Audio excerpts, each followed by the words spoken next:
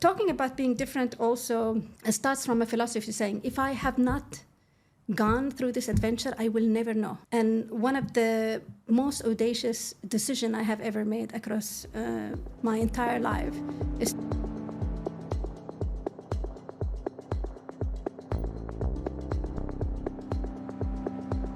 Meet Fatima, motorcycle adventurer, stereotype shatterer, and living proof that courage can rewrite your story. She's not just different, she's unstoppable. Oh, and you might realise that Lorna is not on today's episode. Today was the day that she decided to try the metro for the first time. And let's just say, it didn't work out. But it's okay, Lorna, we've all been there. Okay, so welcome back to another episode of Fast Brain Women. We are here today with the lovely Fatima. I am absolutely honoured that you joined us today because, like you mentioned, this was a very random LinkedIn post where you were telling us about your year wrapped up last year and about your journey with discovering ADHD, which Lorna picked up. So I think sometimes the universe does bring people together, but I want to get to know you because we've never met each other before, apart from this lovely conversation that we've just had outside. Can you tell me a little bit about how you found out you had ADHD? Sure, but before that, may I compliment you for having the courage to start such a podcast. So just wanted to say thank you, and I'm supporting this initiative, and I'm very, very privileged to be part of it. Oh. So to start about the ADHD, I found out that I have ADHD only at 45. And the whole story started with me struggling with my 13-year-old.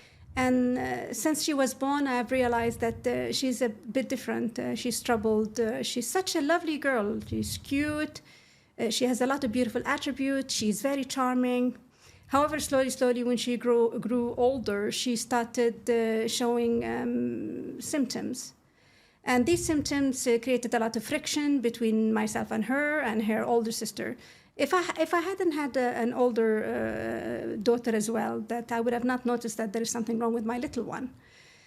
So with years of trying to convince her father to help me to take her to a psychologist to just figure out what's wrong with her, because she's for me, she was not a normal child, but still she reminded me a lot of myself when I was a kid. Mm-hmm. So I knew there was something in the genes, but I really felt helpless and I wanted to help her. And with that emotional friction or going up and down, I really wanted to get her checked.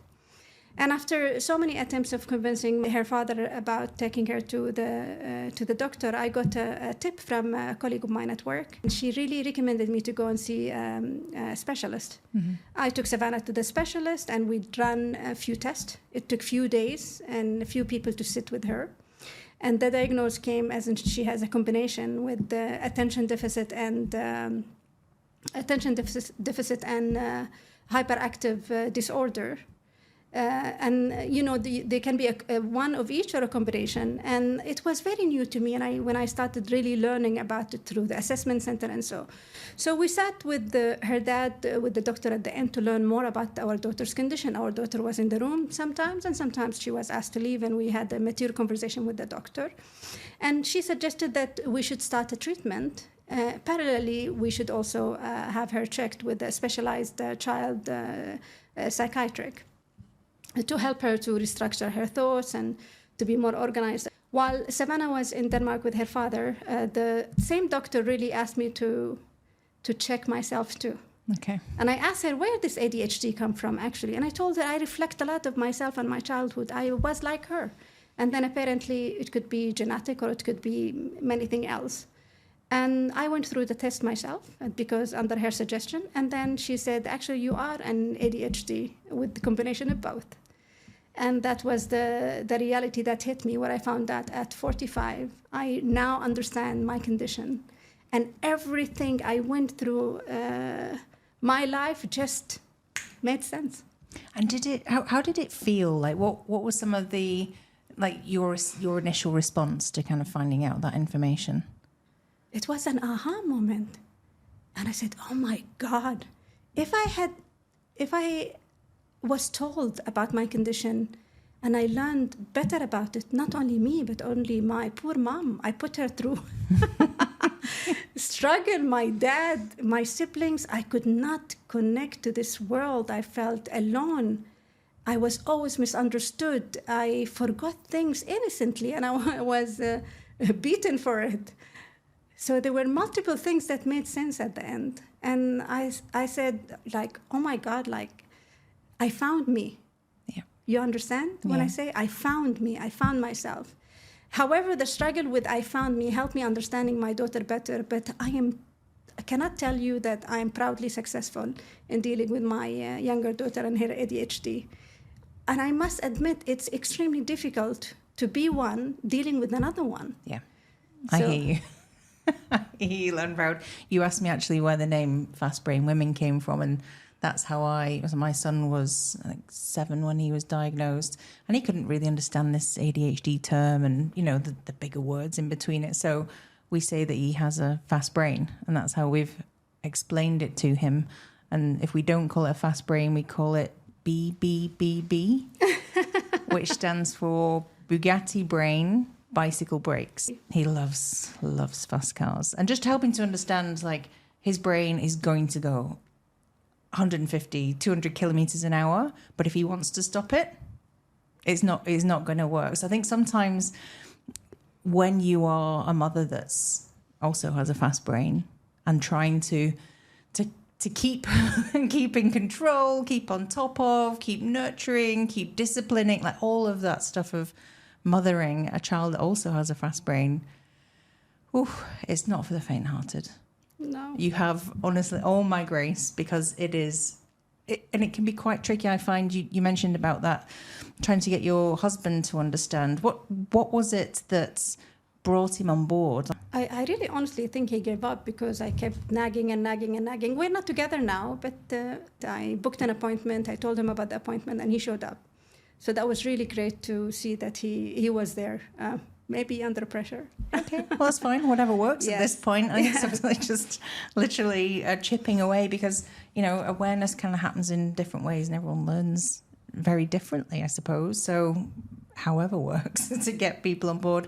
I know that is something that a lot of mothers struggle with, individuals that kind of have partners, or it could be family, you know, getting the grandparents on board. My husband's family, so his parents are all from a medical background.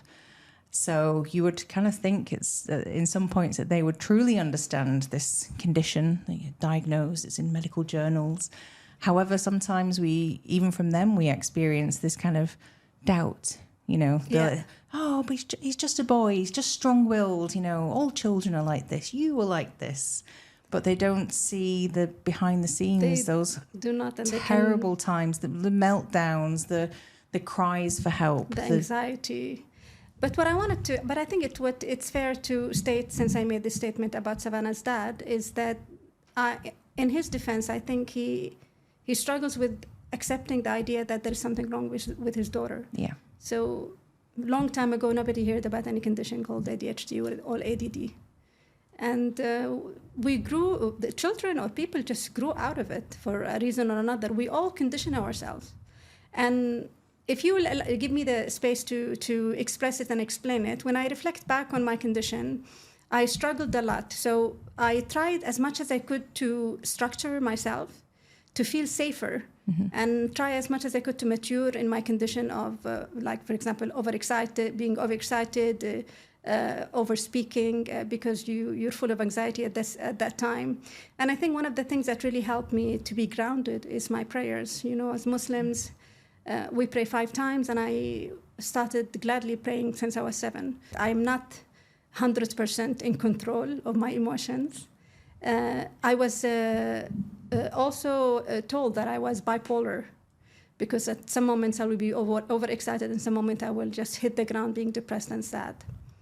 What's worth really mentioning is in 2008, when I got my first daughter, I was diagnosed with depression or postnatal depression. And I started getting medication for 8 years afterwards. And when I started speaking with the psychologist or the psychiatrist that I was seeing, she asked me, did you take any other medication? I said, yes, I was taking a depression medication for nearly 8 years.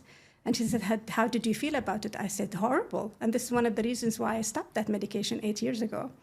And then she said, actually, the depression pills, they do not work with ADHD. No.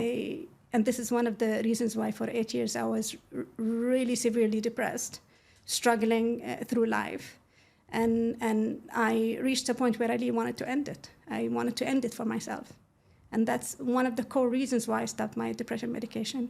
But I'm very glad 8 years after I realized actually it was not depression, and it's an ADHD that could be treated and sorted. Yeah, I think a lot of women that have been on the podcast, that will come on the podcast, will talk about this misdiagnosis of depression. Again, I can completely relate, because there is a time, especially when you have lived with an ADHD brain in a neurotypical world, gathering all this negative self-talk. I'm messy. I talk too much. Yes.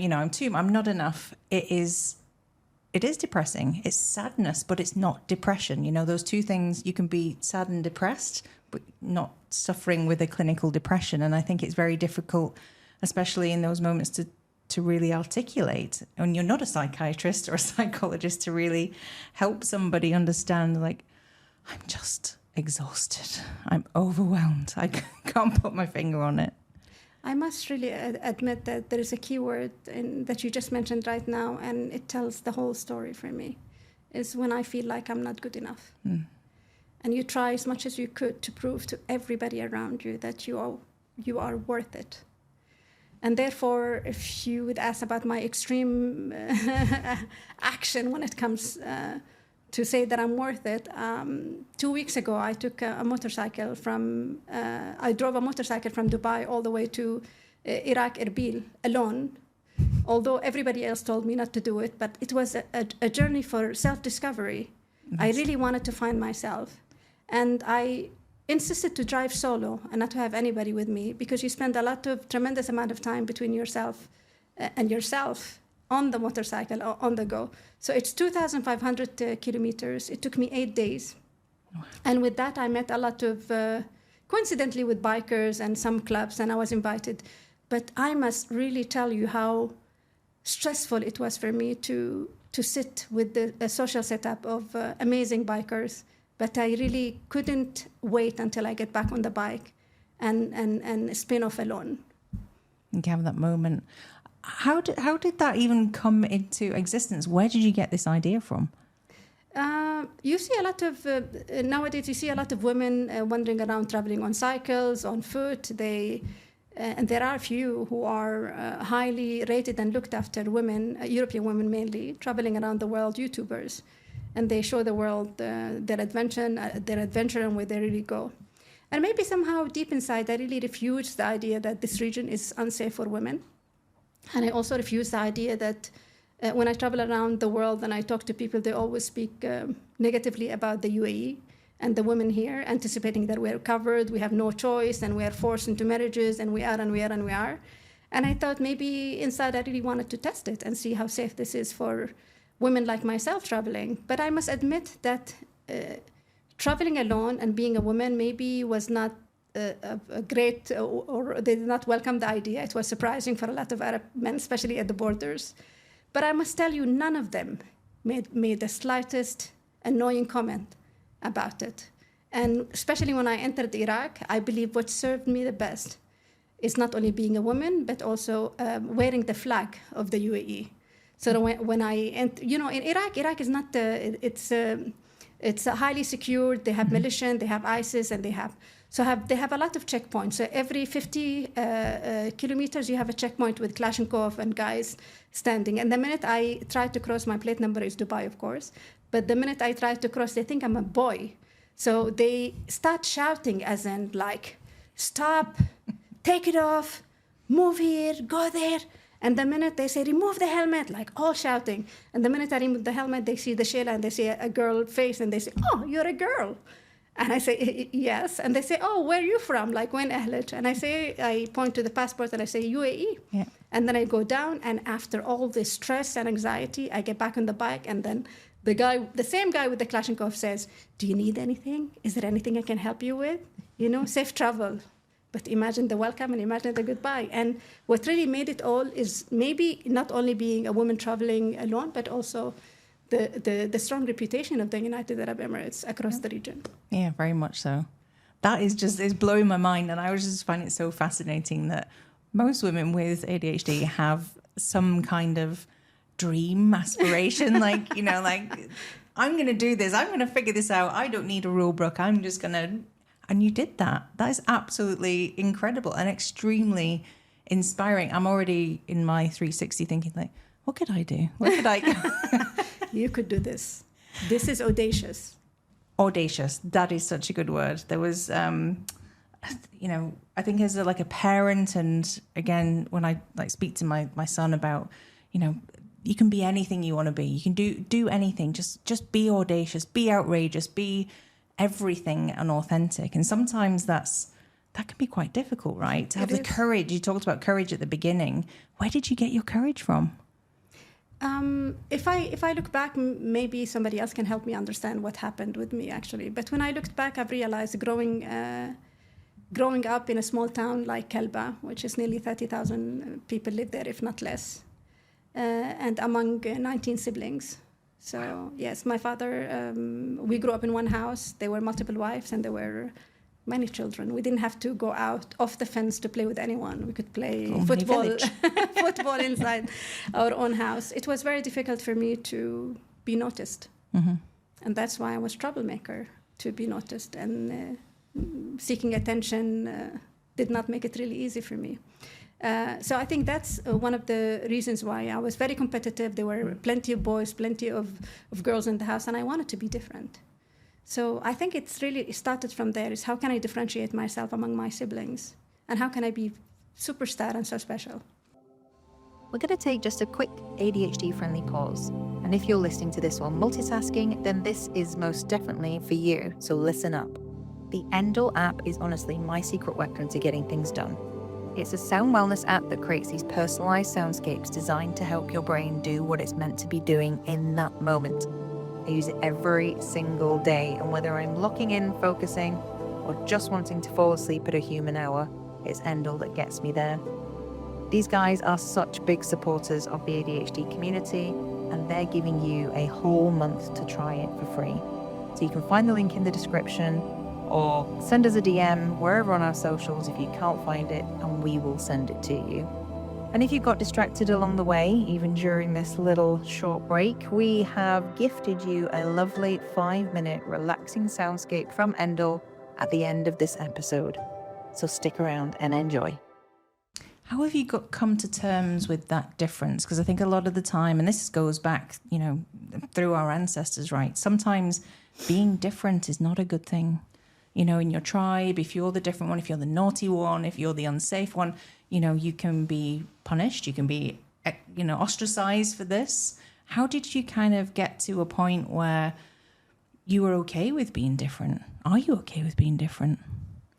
It took many years to accept the fact that I'm being different.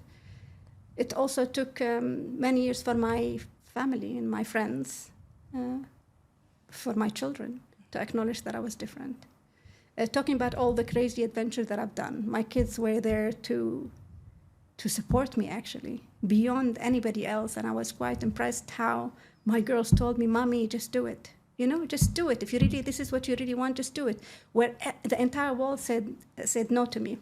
But talking about being different also starts from a philosophy saying, if I have not gone through this adventure, I will never know. And one of the most audacious decisions I have ever made across my entire life is to choose my husband at that time. Because I used to work 3 hours away from home for the first time, living alone in Abu Dhabi after my graduation. I met this amazing 2 meters tall, white Viking, blonde, blue eyes. And although I knew I cannot dream of being married to such a thing, you know, because we are a bit traditional. What really struck me is with him that he portrayed that I am a self-standing person. I make my own decisions, and I don't need anybody's permission to go out or do anything. And I believe Scandinavian culture bring a lot of that in, how Scandinavian women are powerful, in terms of equal rights and decisions. So I think I fell in love with the Danish culture or Scandinavian culture more than anything else. So it was a long, convincing story with 4 years struggling with the yes, no, yes, no, yes, no. And I made a decision of marrying him, moving with him to Norway and Denmark and living there. And we got our first daughter there. So when I made that decision, although of multiple trial of convincing my family, I was left alone. And it took a toll on me for 2 years. And imagine being pregnant, giving birth in a cold country. I don't understand the language and I don't know the people. So it was really, really a struggle for a year and a half. But I was really blessed to be married to someone like him at that time, because he showed me the world. And I keep telling everybody that I met, although we're not together today, and although he could not understand the ADHD and everything I went through and could not maybe support me, because he did not really know what was wrong with me. But still, he was. I give a lot of credit to my ex-husband of what I have became today, and the courage and the world of possibilities I built for myself, because he really was the first one who told me, you can do anything you want, and you can be anything you want to be. It's like a 2-meter distraction. You're like, oh, what's this over here? I'm going to go and see what that works. So you talked about being, in Scandinavia alone, and you did this trip alone. Are you okay alone? Do you find, is that something that's therapeutic for you? Oh, wow. I said, I come from a big family with a lot of social setup. But I must say, recently, or in the past few years, I really started enjoying my solitude. Mm-hmm. And reflecting back, I think there were a lot of noise. Since the day I was born, there were noise. And it's only throughout the pandemic you come to understand how does it feel listening to yourself without noise. And slowly, I started integrating this solitude. Yeah. What did that entail? Because I know that, I think only from my past experience, and actually now on a tangent, I understand when I was telling you about my family setup. So I'm an only child. My parents are both only children. I have no siblings. My parents have no siblings. There's no aunties. There's no cousins. There's nobody. But I think when growing up, I did have moments of feeling alone. So I definitely, maybe I don't like being alone, but I also find it quite overwhelming with such a busy, fast brain to be alone. I went to Dharamshala, to the very north of India for 10 days on a silent retreat to discover this whole meditation, and it was hell. It was the most amazing experience and game-changing for my life. But in that present moment, would not recommend. 1 star. It was just, I felt like I was being tortured. I couldn't talk. I was sat in a cold floor. We were meditating the whole time. I'm like, is this going to end? Is this going to end? Can I go home now? Can I go home? It's the journey, I think. I felt exactly the same when I took the trip to Iraq. And there were some moments on the bike where it was too cold, too windy. And I would tell myself, why do I do this to myself? Maybe it's time to get back. Maybe they are right.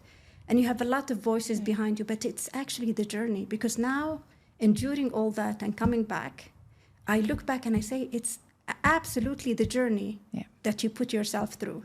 If you would ask me today if I'll take Dubai to Erbil again, 8 days, 2,500, maybe not. Done it once. But I have done it once, and I can tell you I felt different. Yeah. I felt I am different and more powerful. Good. Yes, I've challenged myself. Yeah. And that is maybe why we do it. Again, it's like a phrase now, why do I do this to myself? But actually the answer is for the journey, for the experience, for the power to kind of unlock these things. And sometimes it doesn't have to make sense. Yeah. Just got to roll with it. But the biggest question ever is, if you have not gone there, how would you ever know how does it feel? Yeah. And that's what kept me okay being different and taking all these radical decisions, provided, of course, that I don't hurt anyone. Yeah. keep safe. As much as we can. I do find a lot of women, I feel quite sad for them, like sympathy, I don't know. That have accumulated all this fear through their life. So again, through their family being different, again, that the kind of negative self-talk, why am I this, why am I that they unfortunately become trapped within that, and having the ADHD brain on top, like almost like keeping a lid on it. What was it for you, or why were you able to take the lid off and go and explore and just have these crazy thoughts and allow them to happen? I think it's the allowing it to kind of flow. I don't know what's the answer for that question, but I must tell you that I was different since I was a child, and I always wanted to do things differently. And I think that attention deficit part played in for my favor. It was not an easy life. I was not accepted all the time. I was not favored all the time. I was criticized badly from so many different directions, including the way I cut my hair. As I told you that I shave half of my hair and I leave the rest. And now I color it a little bit differently. I stand different and I speak different. So I honestly think women have to have the motivation and calculated risk when they make decisions. It's very important to have alliance and partners. It's also very important to consult. Yeah. Having said that, you have to stand your ground of what you really want for yourself. I really honestly think one of the things that really limits people, apart being women or not, is for you to wait for someone to open the door, for you to wait for someone to support you, for you to wait for someone to permit you. If you wait, you will wait forever. Yeah. Why do you put your dream in someone else's hand? You just want it, study it, consult, make a decision, and just go. Just do it. And I think this is one of the drives that really made me do what I did today. But also, it comes with consequences. Mm-hmm. I cannot sit in a corner and cry because I did something radical and people didn't like it. I have to bear the consequences and be responsible enough for my decisions. Having said that, one of the biggest things ever I think everybody should really take over is start with being tolerant within. So the more you tolerate people, the more you understand people, you teach them to learn that culture about you. So they start learning that they have to also tolerate who you are and what you are. One time I was invited to a cafe with my sisters. I have 4 closer sisters to me, and we met in Dubai. And I wanted to show off, and I just got my driving license, and I came with my Harley Davidson at that time. And when I parked the motorcycle, everybody was looking in that open space, and I got down and I went all the way to sit with them, to have the coffee. And I remember what one of my sisters said, "Why you are so different? Why you choose such a difficult life? Like we grew up from the same house. Why you are so different?" Because that motorcycle culture that suddenly came surprisingly to them. And she innocently spoke her mind, like anybody else. Yeah, that happens. I think a lot of people do. That's where they default to. I find with my son even sometimes like, what's wrong with you? Oh, rewind, like trying to eat my words. Like there are just some things that you kind of express and get away with. And maybe those are the tolerance that you talked about. I find in my advocacy, and I'm sure in yours too, because you're vocal about your difference and what this stands, that it's kind of part of our job and our role to help people be curious and help people to understand this difference and what it means, because it's not a bad thing. What has it allowed us to be able to do and achieve? Greatness. It's limitless as far as I'm concerned. The only limit is what we put on ourselves. Is yourself. I'm very glad to say that today my children are taught how to tolerate culture, religion, even sexual orientation. We don't have to necessarily accept everything imposed by the world, but we have to learn to be human and to be accepting and tolerate, for the world to tolerate who we are. And that's the way I try as much as I could to change the world, is through bringing my daughters to a world more tolerant and more accepting and more courageous. Well, thank you. Thank you for the job you're doing, the future generations. I believe women like us were kind of put on this planet to kind of break some of those curses the generations sort of passed down. And I think it's very evident that through so many women now being diagnosed with ADHD, that this is a difference. It's not a disorder. It's just a different brain, having a different experience. It's a condition. Some people get mistakenly saying you're sick or you're mentally, like my daughter comes sometimes and she says, I am an ADHD. So she thinks she should get away with everything. And she uses ADHD as in the reason behind all the mistakes that if she could really do. But it's not an excuse, actually. It's not a mental disease. It's a condition, and it could be like science now said it could be treated medically and with the help, of course, with the specialized people. But I could really admit that maybe I'm not very successful today. I sit very confident in front of you, telling you I did and I chose, but I must really also tell you that I still struggle in a journey of finding myself and a journey of trying to be a good mom and a good citizen and a good human in this world. And it will never be an ending journey, and I will continue making mistakes and radical decisions until the day I die. I cannot promise that I found my way, because I'm still trying to find myself. Yeah, that's really poetic. I absolutely love that. And I think there's something in that, in accepting the good and the bad, leaving the perfectionism at the door. But we get to define what our success looks like. For me, and kind of meeting you for the first time, I just love how authentic you are, like from the minute we met and throughout all of this conversation. And whether that is because of your difference, your brain difference, or just your experience on this planet, I think that is just, if we could all be more tolerant and authentic, what a world we would live in. I agree, but we have to be very careful and cautious about the boundaries we need to keep. Mm-hmm. There are boundaries we can push, and there are boundaries we need to keep. Yeah. And the reason being is, I don't know if I'm right or wrong, but when I traveled from Dubai all the way to Iraq, I kept the shela because I was wearing the flag. So I was presenting the Emirati women in my trip. Nobody paid me to do this trip, and was not on a mission to present anyone. It was just for myself. But that sense of responsibility of showing the GCC and outside the GCC, how does Emirati women, powerful one, look like? And this is when I say it's nice to push boundaries, but there are boundaries we need to respect. Yeah. So I'm not saying that women and have ADHD go crazy and do whatever you want. You have responsibilities towards your country, your culture, and your family. Yeah.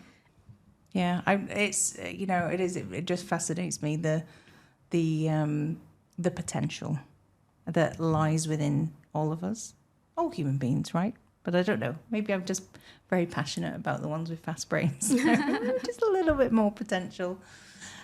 We always ask our guests, like, what is the one thing, you talked about kind of still struggling, but what is the one thing that keeps you moving forward? Is it a hack or a strategy, or is it a mindset? What is that one thing that keeps you going? Oh, that's a very big question. Some people say you have to stand as a good example for your daughters. You should do things for your, someone. And I keep saying I do it for me. Mm-hmm. Because when I do it for me and I know me and I understand me, I can do many things for everybody around me. I love that. I think that's great. We've come to the end of our time today. I literally could sit here and chat to you for hours. Thank you so much. No, thank you. It means a lot. I just have the best job on the planet that I get to sit and talk about my favourite topic and meet some of my new favourite people. So thank you from the bottom of my heart. The pleasure was mine, and all the best. Thank you. Thank you. So we'll be back with another episode next week. So please stay tuned, and we will introduce our next guest in the comments below. And that's a wrap. Thanks for hanging out with us today. Before you dive back into the chaos, we've got a 5-minute relaxing end-all soundscape to help you reset, unwind, or just stare into space guilt-free. If you loved this episode, it would mean the absolute world to us and also ease our rejection sensitivity If you hit subscribe, share it with a fast brain friend, or if you loved it, leave us a quick review. Take a breath, stay wild, and enjoy until the next episode of Fast Brain Women.